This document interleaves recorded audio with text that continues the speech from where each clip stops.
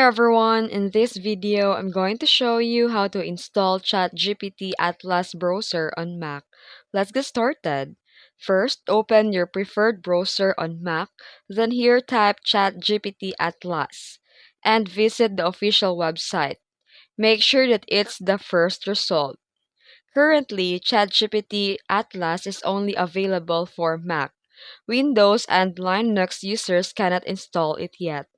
Click on the Download Mac OS button to download the DMG file to your Mac.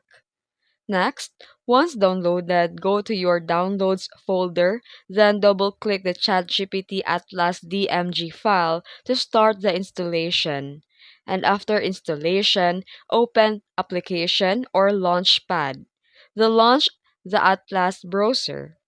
You'll need to sign in. Options include Google, Apple ID, email, or phone. I recommend using Google for the quickest and easiest setup.